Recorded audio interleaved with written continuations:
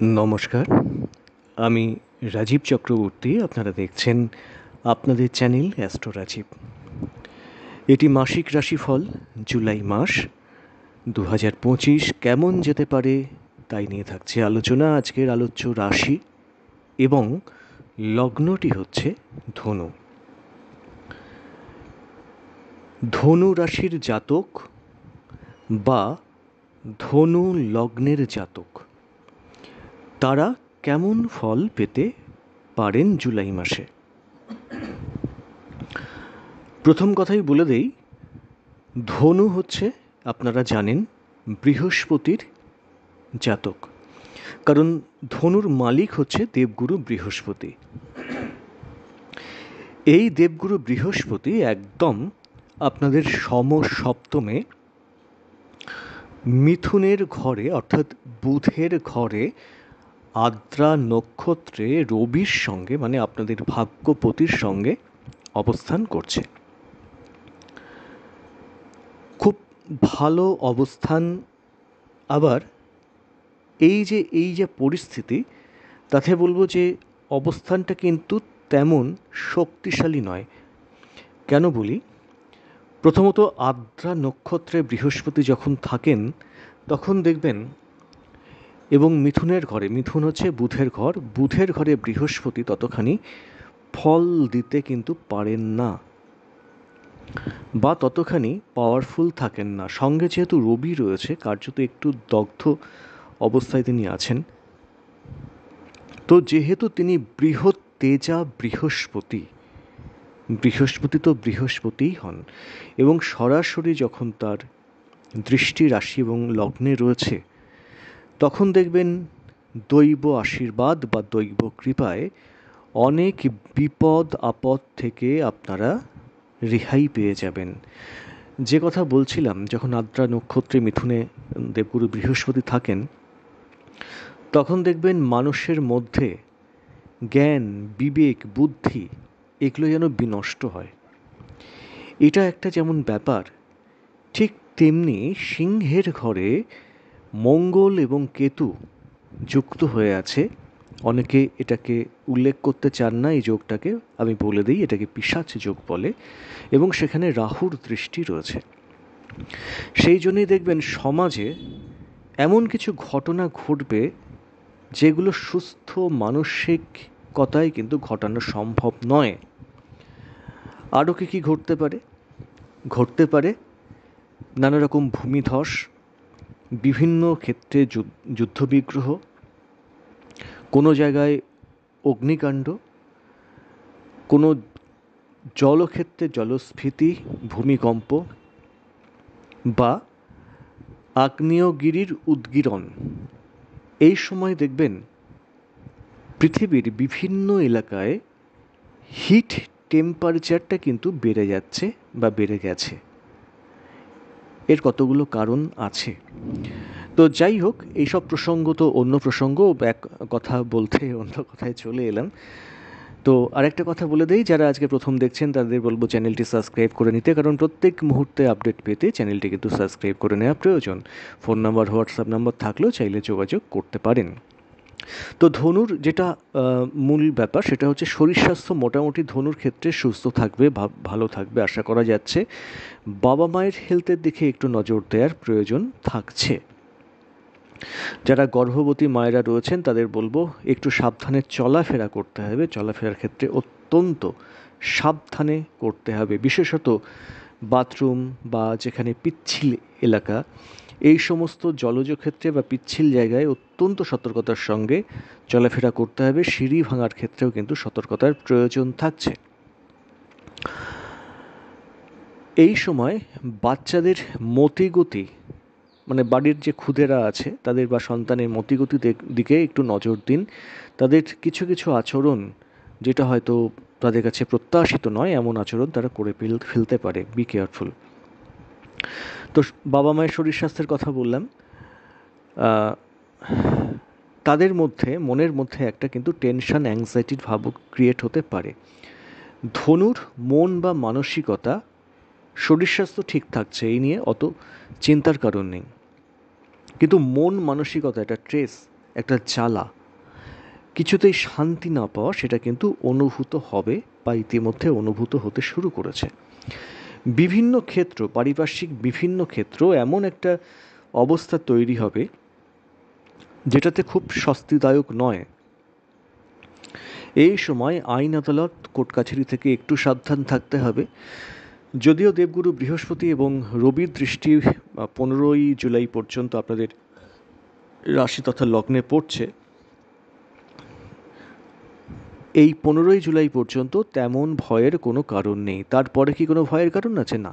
তারপরেও দেবগুরু বৃহস্পতির দৃষ্টি সরাসরি আপনাদের রাশি তথা লগ্নে থাকছে, যার জন্য দেখবেন, ওই যে বললাম, অনেক বিপদ আপদ থেকে রেহাই পেয়ে যাবেন। চলে আসবো অর্থক্ষেত্রে।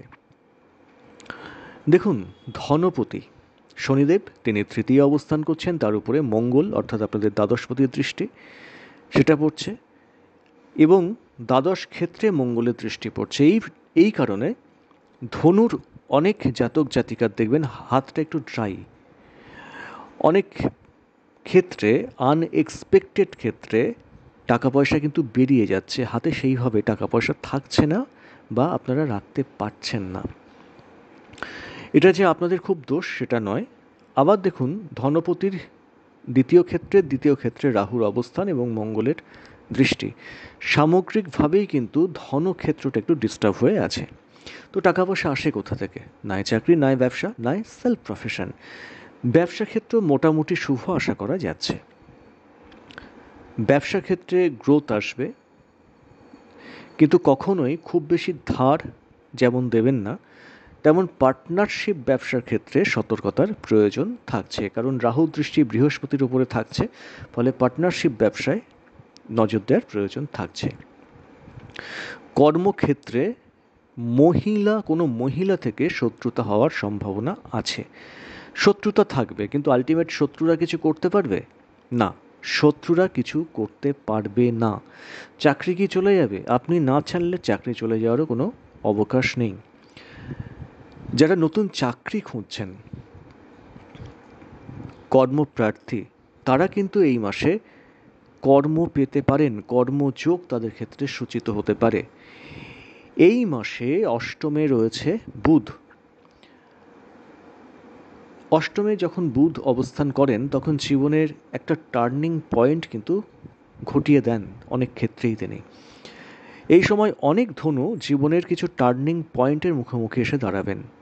ব্যক্তিগত জীবনে হতে পারে, কার্মিক জীবনে হতে পারে, মোটামুটি কিছু না কিছু একটা পরিবর্তন সেটাকে কিন্তু ইঙ্গিত করছে। যদি আপনি কোনোভাবে কর্ম পরিবর্তন করতে চান বা সেদিকে এগোতে চান, এই সময়টা কিন্তু আপনাদেরকে সহযোগিতা করতে পারে। যারা অসুস্থ আছেন, ভাবছেন যে এত কষ্ট, এত যন্ত্রণা, তারা এই মাসটা ভালো থাকবেন, সুস্থতার দিকে যাবেন। এবং অষ্টমে বুধ থাকলে আয়ু বৃদ্ধি ঘটান, তো আয়ুরও একটা বৃদ্ধি সেটা কিন্তু দেখা যাচ্ছে অন্তত জুলাই মাসে। যাই হোক, যারা বয়স্ক মানুষ তাদের জন্য এটা বললাম, অন্যদের জন্য হয়তো সেভাবে বলাটা ঠিক নয়। তো যাই হোক, এটা একটা ব্যাপার। যারা সেলফ প্রফেশনের মধ্যে আছেন, সময়টা একটু চাপের। কিছু কিছু ক্ষেত্রে অনেক আশা নিয়েও কিন্তু কাজটা এগোবে না। আবার কোনো ক্ষেত্রে আনএক্সপেক্টেড কিছু গেন সেটা কিন্তু হওয়ার সম্ভাবনা থাকছে।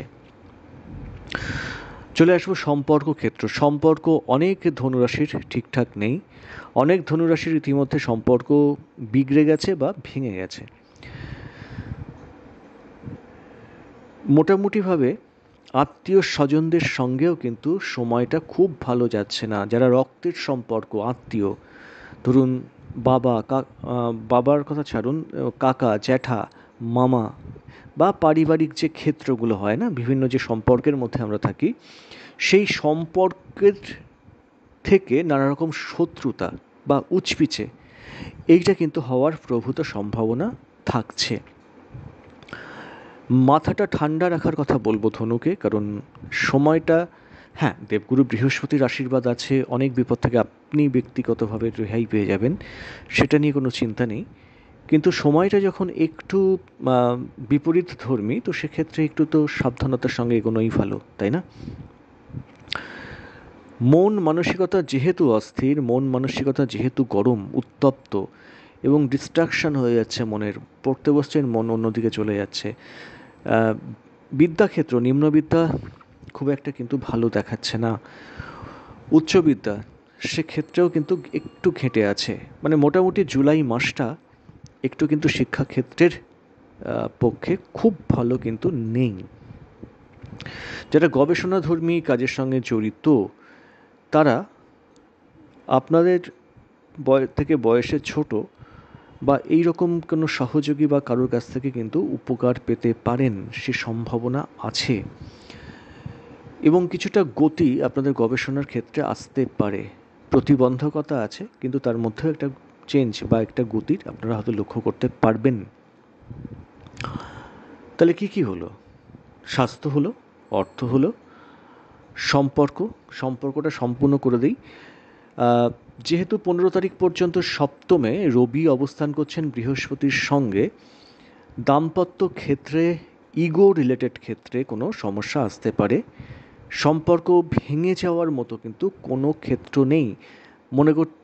মনে হয়তো ভাবছেন যে ডিভোর্স হয়ে যাবে, না, ডিভোর্স হয়ে যাওয়ার কোনো সম্বন্ধ নেই বা সেটা হওয়ার কোনো চান্স নেই। 15 তারিখের পর থেকে তুলনামূলকভাবে দাম্পত্য ক্ষেত্রের উন্নতি দেখাচ্ছে। বন্ধু বান্ধব কলিগ, তাদের থেকে একটু সাবধান থাকতে হবে প্রতিবেশীদের থেকে। এই সময় ভূমি রিলেটেড, বাস্তু রিলেটেড, জমি জায়গা রিলেটেড কোনো মাপজোক বা কোনো রকম কনস্ট্রাকশান বা এইসব ব্যাপারে না যাওয়াটাই ভালো। শরিকি বিবাদ থেকে সাবধান থাকার প্রয়োজন থাকছে। আইন আদালত কোর্ট কাছারি একটু সাবধান। দ্বাদশপতি কেতুযুক্ত রাহুদৃষ্ট, ষষ্ঠ ক্ষেত্রে যদিও ষষ্ঠপতির উপস্থিতি আছে, তো মোটামুটি একটু সাবধানে কিন্তু এগোতে হবে, কারণ ভাগ্যস্থানেই এই যোগটা, পিশাচ যোগ, রাহুদৃষ্ট মঙ্গল এবং কেতুর উপস্থিতি আছে। তো এই ক্ষেত্রটা একটু দেখে নিন। ওভারঅল বুঝে শুনে এগোতে হবে। খুব নেগেটিভ হওয়ার চান্স নেই, খুব নেগেটিভ ধনুর ক্ষেত্রে হচ্ছে না। পারিপার্শ্বিক বা বাড়ির ক্ষেত্র আলাদা, কিন্তু আপনি ব্যক্তিগতভাবে খুব নেগেটিভ ফল কিন্তু পাবেন না। যারা বিদেশে আছেন, সময়টা একটু দেখে শুনে পার করতে হবে দাদা বা দিদি, যারাই আছেন বিদেশে, তো তাদের ক্ষেত্রে বলবো একটু সাবধানতা অবলম্বন করার প্রয়োজন থাকছে। কোনো রকম গণ্ডগোল, কোনো রকম কথা কাটাকাটি, কোনো রকম রাজনৈতিক প্যাঁচ, অফিস পলিটিক্স, এগুলো থেকে কিন্তু সতর্ক থাকার প্রয়োজন থাকছে। তো মোটামুটি একটা ক্ষেত্র আপনাদের বলে দিলাম। কেমন লাগলো জানাবেন। আজ এ পর্যন্তই। নমস্কার।